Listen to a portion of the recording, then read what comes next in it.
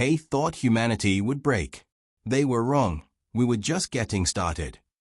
The words echoed in Elias Ward's mind as he stood alone in the observation deck of a Calorian outpost, a place that smelled faintly of ionized air and burnt circuitry.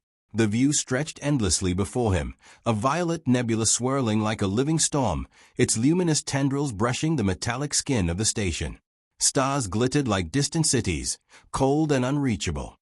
Elias inhaled slowly, letting the alien wind hum through the vents and settle in his lungs. He wasn't a soldier, not an engineer, not a strategist.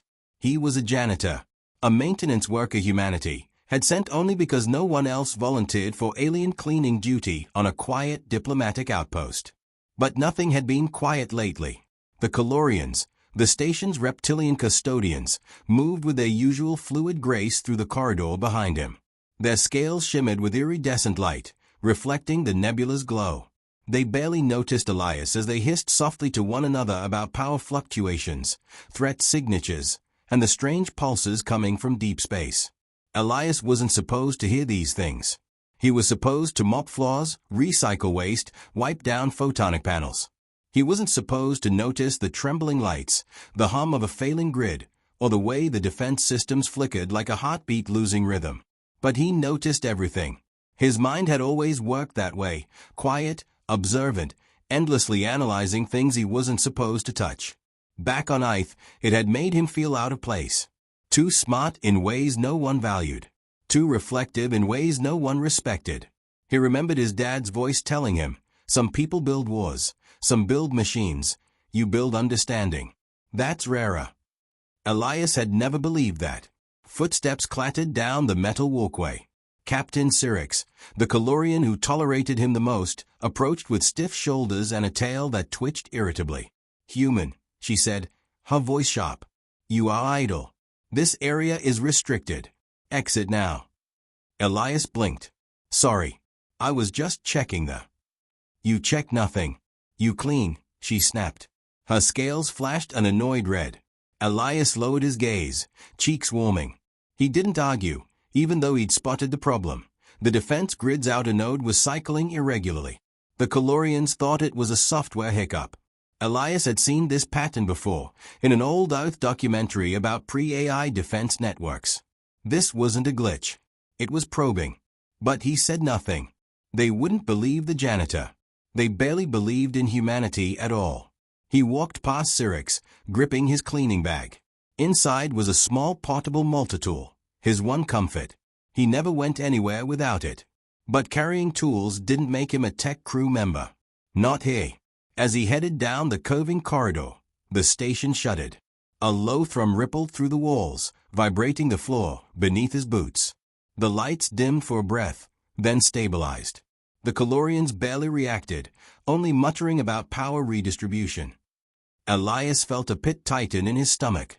Redistributing power wasn't supposed to feel like the outpost taking a punch. He continued, passing a transparent wall that revealed the central chamber, towering crystalline conduits channeling energy through the station like glowing arteries. Their colors pulsed unevenly, flickering with muted blues instead of the usual bright azure. Something was coming. He didn't know what, but the uneasiness in his chest grew sharper. At the mess hall, he found the one Calorian who didn't treat him like a malfunctioning broom, Rel Ka, a young technician whose scales were softer and more pastel than the others. She was hunched over a tray of nutrient cubes, tail wrapped nervously around the chair leg. Her eyes brightened when she saw him. "Elias," she hissed softly. "You sense it too, don't you?" His heart kicked. "The grid." She nodded. "I tried to tell the others," she murmured, "but they say I am inexperienced. They will not listen. They think the outpost is unimportant, too small for danger." Elias pulled out a chair but didn't sit. Sitting felt too grounded for the electric dread running through him. "There's a pattern in the energy fluctuations," he said. "It looks like targeted resonance mapping. Someone is testing the defenses, trying to find a weak point." Rel Ka's frill trembled. "The Virax." He swallowed. He'd heard the name whispered, a species no one wanted to meet. A species that shattered star systems without a war cry. They didn't invade, they consumed. Emotionless. Efficient. "Maybe," he whispered. Or someone was. She leaned closer, voice shaking. Why does no one else see it? Because I'm just a janitor, Elias thought bitterly. And you're the youngest technician. They don't listen to people like us. A tremor shook the room, rattling the trays. Relka flinched. Elias steadied her before he even thought about it. The defense grid thudded again, this time louder. The lights flickered twice. This was no test. This was escalation. We need to run a manual calibration on the grid, Elias said, his voice low but urgent. Right now. Before something hits us. Relka's eyes widened. But you do not have clearance. They will. The intercom blared, interrupting her. All personnel, report to Station Core. Threat signature detected. This is not a drill. Shouts echoed through the hall as Calorians abandoned their meals. The scent of fear, sharp and metallic, filled the air. Relka grabbed Elias's arm. Come. If we can reach the core first, maybe we can. Another blast vibrated the walls. A deep groan rippled through the station as if the metal itself were in pain. Elias didn't think. He ran with her. The corridor lights flashed red as emergency shutters began sealing sections of the outpost. Systems were failing faster now. Each tremor grew stronger. Elias's pulse hammered, but so did something else, an old feeling he hadn't felt in years. Purpose. They reached the core level. Calorian soldiers formed a defensive line, weapons glowing. Captain Cyrix barked orders as holographic displays showed cascading failures across the grid. Power nodes collapsing, a soldier yelled. Reactor shields dropping. Unidentified fleet on intercept course. Elias's throat dried. This was it. Relka tugged at him. We can help them. But not from here. The override panel is on the lower deck, behind the maintenance shaft. He stared at her. They'll throw us out if they see us anywhere near that. Her expression hardened with a courage he had never seen before. Then they must not see us. A shockwave hit. Sparks exploded from the ceiling. Soldiers stumbled. Alarms howled. Elias made a choice. Not the janitor choice. Not the background human choice. The human choice. He stepped toward the maintenance shaft. No one noticed the janitor slip into the darkness. But soon, the entire galaxy would notice that he had arrived. The maintenance shaft was colder than Elias expected. The moment the hatch sealed behind him, the light dimmed to a sterile white glow, humming softly through narrow strips along the walls. Pipes and cables ran like metallic vines overhead, each one vibrating with the unstable pulse of the failing defense grid. Elias crawled forward, Relka right behind him, her scales brushing the metal with faint scraping sounds. The deeper they went, the louder the station's heartbeat became, thudding, uneven, almost panicked. Relka whispered, they will realize we are missing soon. Elias swallowed hard. Then we fix the grid before that happens. He tried to sound confident, but inside, fear twisted through him like a tightening coil. He wasn't trained for this. He wasn't supposed to be here at all. The Calorians had starships, plasma rifles, artificial neural networks. Humanity had sent him with a mop and a smile. He blinked sweat from his eyes. What am I doing? A tremor shuddered through the shaft, nearly knocking him forward. The metal groaned like something enormous pressed against the station's hull. Elias froze. Relka placed a clawed hand on his boot. Keep moving, she whispered. This passage will collapse if the grid drops any further. He exhaled shakily and crawled faster. Minutes, or maybe only seconds, passed before they reached a vertical shaft leading down toward the lower deck. The ladder rungs vibrated with every pulse of failing energy. Elias began climbing, legs trembling not only from the shaking metal but from the realization that the Calorian military, trained warriors with hardened scales and centuries of experience, were failing to stop whatever was out there. And he was just him. He reached the bottom. A small hatch marked maintenance override. No unauthorized entry glowed in alien glyphs. Relka pressed her palm against a side panel. The scanner chirped, denying entry with a sharp tone. They locked it down, she whispered, panic rising. Even my clearance. Move, Elias said. He knelt beside the panel. His hands trembled as he pulled out his multitool, but once the metal touched the panel's plating, instinct took over. He traced the seam, found the anchor points, carved a small path. Calorian design was elegant but predictable. Redundant locks, triple-layer fiber links, a power relay hidden in the leftmost convergence point. He popped the plate off in under 10 seconds. Relka stared. You should not know how to do that. I cleaned the station, he muttered. I see everything. But the truth ran deeper.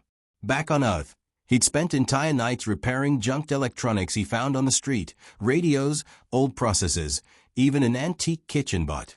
He never had the degrees, the certifications, the prestige. Just the mind. Just the hands. Just unseen potential. He rerouted a pair of connectors and the hatch slid open with a soft hiss.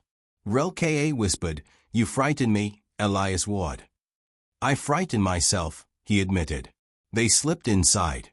The room beyond was small, a dense cluster of crystalline rods and shimmering conduits rising from the floor, all connected to a spherical core in the center.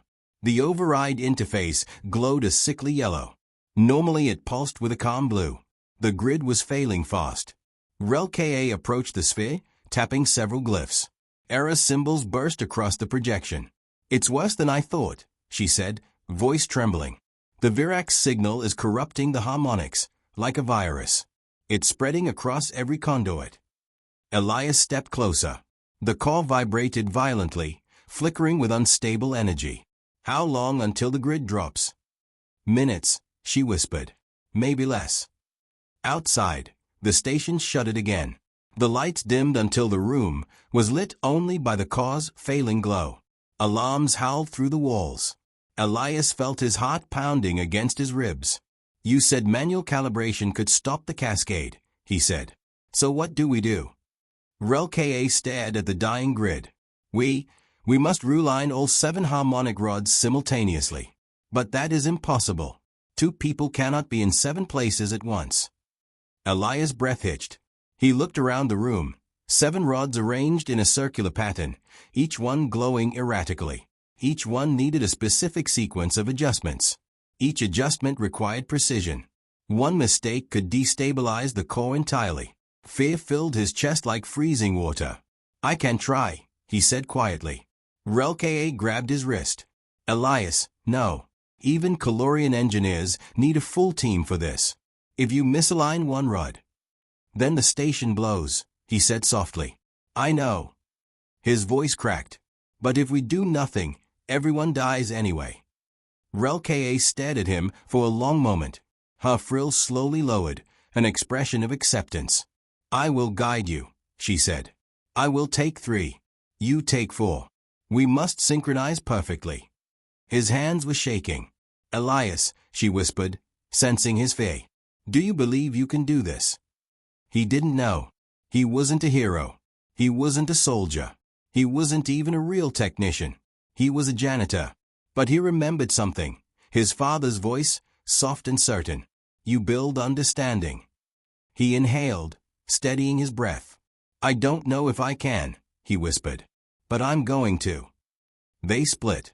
Relka at Rod 1, Elias at Rod 3. The core pulsed a warning, energy crackling across the conduits like lightning searching for a place to strike. Relka raised a hand. "On my mark." The station trembled violently. Elias planted his feet. 3, 2, 1, now. Chaos erupted. Elias twisted the first harmonic dial. Energy surged, nearly knocking him backward. His fingers flew across the alien notches, guided by intuition more than training. He felt the rod's resonance shift, like a musical note falling into tune. "Rod 3 stabilized," he shouted. "Move to Rod 4. Relka cried. He sprinted. The room shook so hard he stumbled into the wall. Sparks rained down. The core howled with dying energy. Elias grabbed Rod 4. His hands were slick with sweat. The notches blurred. He forced himself to focus. "You've done this 1,000 times. Just smaller. Just simpler." He twisted the main dial. A bolt of energy shot out, searing past his shoulder. The smell of charred metal filled the room. "Rod 4 stabilized," he yelled. 2 more to go. Relka screamed. "The car is overloading. Elias, hurry." He leapt to the next rod. His pulse roared in his ears. The lights flickered, then went black. Only the rods glowed. Only the grid's last breath remained. Elias grabbed rod 6. He twisted, rewired, forced the sequence into place. Rod 6 stabilized. One more. Relka cried. The room shook violently. A thunderous crack ripped through the walls. The station's hull was being torn apart. Elias reached the final rod. He grabbed it, twisted. The rod glowed, and the core exploded with light. For a moment, everything froze. Then the light slammed outward, surging through the conduits like a reborn star. The grid awakened. The outpost stabilized. And Elias Ward, the human janitor no one respected, collapsed to his knees, shaking, breathless, staring at the glowing harmonics. He had done the impossible. The light faded slowly, leaving Elias blinking away the afterglow that burned behind his eyes. His lungs ached. His hands trembled from the strain, fingers numb from gripping alien machinery not meant for human touch. The rods hummed with renewed energy, their blue luminescence returning to full strength, pulsing gently like a revitalized heartbeat. Relka exhaled shakily. You stabilized the entire harmonic sequence, she whispered. Elias, you saved the outpost. He didn't feel like a savior. His knees were weak, his chest tight, his pulse fluttering out of rhythm. The adrenaline that had pushed him through the impossible now drained from his body like water slipping through cupped hands. I just did what had to be done, he managed. But something gnawed at him, a wrongness in the air. A tension that didn't ease even though the grid had recovered. Relka sensed it too. Her frill stayed half-raised. The Virax signal. It stopped. But only for a moment. I still sense external pressure. Something is still. The door slammed open. Captain Syrinx stormed inside, flanked by armed soldiers. Their rifles glowed with charged energy. The captain's scales flickered crimson, rage. Elias's stomach dropped. There, she hissed. I knew it. Unauthorized entry. Human interference. Relka stepped forward. Captain, wait, Elias saved the grid. Without him. Silence. Syrinx roared, tail lashing the floor. You activated this room without authorization. You tampered with critical infrastructure. You jeopardized Calorian security. Elias stood shakily. I stopped the cascade. The station would have. You. Syrinx's voice dripped disdain. You are janitor. Nothing more. You lack the neural structure to comprehend these systems. One of the soldiers aimed an emitter staff at him. Elias's heart pounded painfully in his chest. Relka moved between them. Captain, he's telling the truth. I witnessed it. He recalibrated the rods with flawless precision. You conspired with him, Syrinx spat. Your inexperience has made you gullible. You allowed the human to sabotage the grid. Elias felt the breath leave his lungs. Sabotage. They weren't listening. They hadn't listened in months. Calorians saw him as a liability, not someone capable of helping. And now they twist the truth into something worse. Relka's voice trembled. Please. He risked his life to save us. He. A new sound cut through the chaos. A deep, vibrating wail that made the walls quake. The harmonic rods flickered again, struggling against an overwhelming pressure from outside the station. Relka froze. No. The Virax, they are here. A shrill alarm erupted overhead. Incoming boarding signal detected. All personnel to defense stations. Captain Syrinx's frill fled wide. Secure the human for interrogation. Soldiers moved in. Elias backed away until his spine hit one of the rods. His breath was tight, shallow. You don't understand. If the Virax get inside, you'll need every hand you can get. Even mine. Syrinx hissed. We do not need help from creatures who cannot obey basic protocol. Relka's voice sharpened with desperation. Captain, look at the readings. The Virax are attempting to override our grid remotely. Elias's recalibration is the only reason we are still alive. Syrinx struck the floor with her staff. Enough. Gods, take them both. Relka gasped. Elias closed his eyes. It was happening again. Dismissed. Overlooked. Blamed for things beyond his control. He had spent his whole life being underestimated, but this betrayal cut deeper than any insult. He felt his chest tighten, not with fear, but with something heavy and raw. Something that had lived inside him for years, unnoticed and unspoken. I shouldn't have tried to help. I shouldn't be here. I'm not meant for this. A sudden explosion rocked the outpost. The wall screamed under the force, throwing Colorian soldiers to the floor. Elias stumbled, catching himself against a railing. A shower of sparks rained from the ceiling. The lights flickered red. A thunderous metallic claw tore through the wall. Silence fell for a breath. Then, the Virax emerged. The creature towered over them, its silhouette jagged and shifting like fractured obsidian. Its body was armored in reflective plates, each one pulsing with unnatural light. 6 limbs. 2 elongated jaws lined with serrated mandibles. It hissed, a sound like grinding metal soaked in acid. The soldiers fired instinctively. The Virax moved faster than sound. One soldier was ripped from the floor, slammed against the ceiling, and dropped lifelessly. Another was thrown across the room like a ragdoll. Captain Cyrix barked orders, but her voice was drowned by the screech of tearing metal. Relka clutched Elias's arm, trembling violently.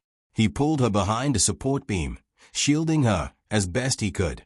The Virax stumped forward, mandibles dripping with strange shimmering fluid.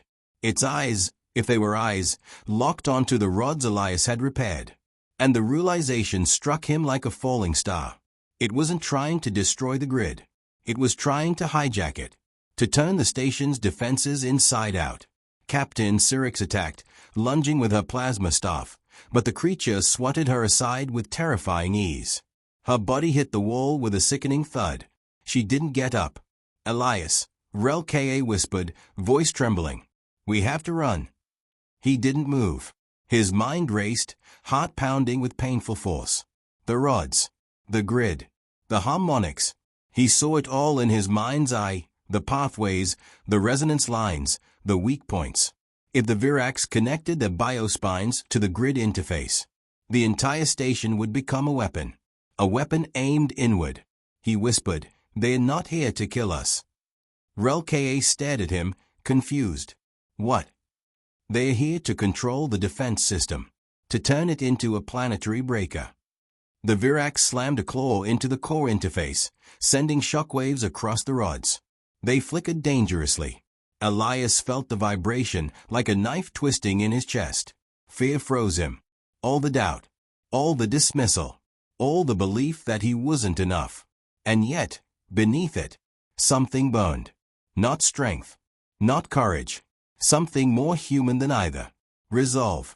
He grabbed Relka's hand, pulling her close. If we don't stop it now, the whole sector dies.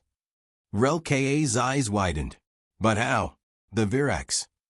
Another explosion tore through the wall. More shrieking. More claws. The Virax reinforcements were coming. Elias looked around, mind racing. His gaze fell on the exposed conduits beside the core, still humming with the power he had restored. He could overload them, trigger a localized shutdown, force a grid reset from inside the core. But he also knew what that meant. It would kill anyone too close. He swallowed hard. Relka, he whispered, voice breaking, I need you to run. Her frill trembled violently. Elias, no. Go. He had been overlooked his whole life. But right now, not being noticed was the only advantage he had. The Virax weren't focused on him. Not yet. He stepped out from behind the beam. His legs shook. His breath hitched. His mind screamed in terror. But still, he walked toward the monster. A human janitor, facing a galactic nightmare, with nothing but a multi-tool and a desperate plan. Elias stepped into the open, heart hammering so hard it hurt. The Virax didn't notice him at first. Its massive, jagged limbs were busy tearing into the core interface, mandibles clacking as it injected filamentous tendrils into the conduits. Each tendril pulsed with invasive light, corrupting the harmonics Elias had fought to stabilize. Sparks burst from the rods. The hum of the defense grid twisted into an agonized screech. Relka grabbed his arm once more. Elias, please. You can't do this alone. He forced a shaky smile. Maybe not alone, But I'm not trying to win. I'm trying to stop it. Her eyes shined with fear and something else, something painfully like belief. I'll come back, he whispered, though he wasn't sure. Just run. Tears welled in her eyes, but she obeyed. She sprinted toward the far corridor, as two more Virax crashed through the wall behind her. Elias turned away before he could see what happened. He had no room left for fear. Only time. And not much of it. The primary Virax slammed another claw into the core. The rods flickered violently, blue light fading into a sickly orange. The weaponization was minutes away. Elias walked forward, forcing his trembling body to move. His multitool felt impossibly small in his hand. The creature twisted suddenly, its jagged head snapping toward him. Its twin jaws opened, dripping with that shimmering fluid. It saw him now, and it judged him insignificant. Elias's voice cracked as he whispered, "Yeah, that's what they all think." The Virax lunged. He dove sideways, hitting the floor hard as a side-like limb sliced through the space he'd been standing in. A shockwave rolled through the room. Elias scrambled to his feet, breath ragged. He darted behind a conduit cluster as another limb smashed the floor near him, cracking metal like brittle glass. The creature hissed, furious that its prey was still moving. Elias didn't fight back. He didn't have a weapon. He didn't need one. He only needed the conduit. He reached it. His fingers flew. He tore off the access plate, exposing the shimmering crystalline matrix beneath. Virax tendrils were already invading it, twisting like living wires. His mind saw the mistake. Their harmonics were incompatible. If he created a resonance feedback loop, not across the grid, but within the biotendrils, it would send a catastrophic surge straight back into the Virax hive link. He didn't know what would happen, but it would stop them. The creature screeched and charged again, enraged. Elias slid under the conduit and slammed his multitool into the harmonic stabilizer. Spark after spark erupted around him as the mechanism resisted. The Virax smashed into the conduit, denting the metal inches from his head. He cried out, shielding himself from falling shards. But he kept going. His hand burned as the tool overheated. He forced the connector into place. The rod beside him lit up violently. The feedback loop ignited. The Virax froze mid-lunge. Its limbs twitched, convulsing. Energy raced along its tendrils in rippling waves. The invasive glow reversed direction, rushing backward like lightning retreating into a storm. Then, the creature screamed. It was not a physical sound. It was inside Elias's skull. A psychic howl of 1,000 linked minds convulsing at once. Elias collapsed, clutching his head as agony knifed through his thoughts. His vision splintered. He tasted metal, felt numbness creep through his limbs. But he held the stabilizer shut. He didn't let go. The Virax collapsed in spasms, its armor cracking. Violet energy leaked from its joints. The other two Virax shrieked in unison, staggering as the hive link shuddered from the inside out. The rods flared brighter and brighter until the entire room glowed white-blue. Elias screamed. From pain. From fear. From resolve. And then, a shockwave burst outward from the core. Not an explosion. A purge. A tidal wave of clean resonance swept through the room, rippling through every conduit, every rod, every invasive tendril. The Virax screeched in perfect unison. Their bodies crystallized, fractured, and shattered into iridescent dust. Silence fell. For a breathless instant, Elias heard nothing but the shallow, broken rasp of his own breathing. The rods settled into a calm, steady pulse. The grid hummed with renewed life. He had done it. He had purged them. Then the exhaustion hit. His knees buckled, and he dropped to the floor. His vision swam. Every muscle felt torn. His bones felt too heavy to move. Footsteps echoed distantly. Relka's voice cracked with panic. Elias. Elias. She slid to the floor beside him, claws trembling as she lifted his head into her lap. Her frill fluttered in pure terror. "You stayed alive," she whispered, half in disbelief, half in relief. I thought you were gone." Elias tried to smile. It came out weak and lopsided. "I'm harder to get rid of than I look." Footsteps. Many of them. Calorian soldiers arrived, followed by medical drones. Captain Cyrix limped in behind them, scales scraped and bruised. Her eyes fixed on the shattered remains of the Virax, then on the restored rods, then finally on Elias. Her frill lowered in shame. "You," she rasped, voice unsteady. "You saved us all." Elias coughed weakly. "I thought you said humans lacked the neural structure." Syrinx bowed her head, the highest gesture of apology her species offered. "I was wrong," she whispered. "So very wrong." For the first time since he arrived on the outpost, Elias felt something loosen inside his chest. The weight of doubt. The old wounds of dismissal. The belief that he wasn't enough. Relka squeezed his hand gently. "Elias Ward, you are unlike any human we have ever known." His voice softened. "I'm not special." Relka shook her head. "You are wrong. Humanity is special. We never understood it until today." Elias exhaled shakily, eyes drifting toward the glowing rods. "They thought humanity would break," he whispered. "They were wrong." Captain Syrinx finished the sentence with him. "We were just getting started." Outside the shattered wall, the nebula swirled, luminous and endless. The defense grid shimmered back to full strength like a reborn star. The galaxy had underestimated humanity for the last time. And Elias Ward, the janitor who saved the world, closed his eyes as the med drones lifted him gently, whispering a single thought that echoed through him like a quiet victory. "I belonged after all."